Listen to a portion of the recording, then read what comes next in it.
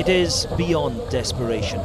On a roadside in Zimbabwe's capital city, a man who had the pride to put on a suit in the morning lies in a skip, foraging for food. More rubbish arrives, he barely moves, then rakes through the waste for anything that could stave off the hunger. And no one around bats an eyelid. Just a month after its new dawn, Zimbabwe has sunk further than ever. What little food there is goes to a chosen few.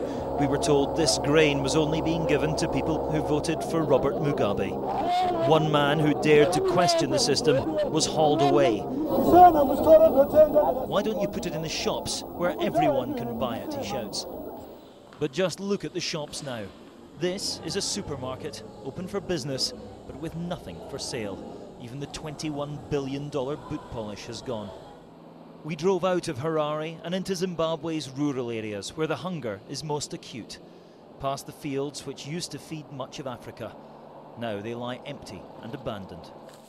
People here spend their days foraging for food, competing with animals for whatever they can find. This fruit, they call it hadja, is keeping people here alive at the moment. They survive on a diet of these things day in, day out. It fills their stomach, but nutritionally, it gives them very little. There's no protein, no vitamins, just pure concentrated sugar. So eat too many of these things for too long, and you're going to get sick. In the next village, we saw the effects firsthand. An old woman lay ill on the ground, but there's no food to give her and no hope of medicine. The people here told me they've eaten nothing but these hadja berries for 5 days. It's the only food we have got, and sometimes it's making us sick. Look at my mother here. And it's going to get worse, much worse. They should be planting now for next year.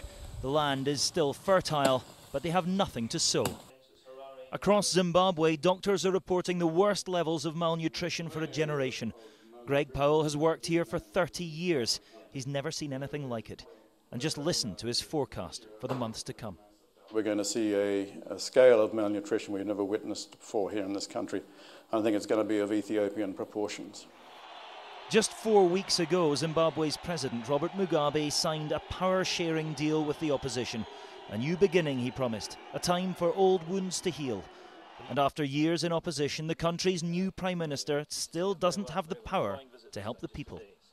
It's a graphic tale of a failed state. A state which is not able to respond even to the basic needs of its own people. This is almost like a state which is out of a war zone. When people don't have food, they have to scramble for food, not only in the rural areas where the majority live, but also in the urban areas. And you won't find many here who'd argue. Zimbabwe has become a country where people live and die in the gutter. The terrifying reality is the worst is still to come. Martin Geisler, ITV News, Harare.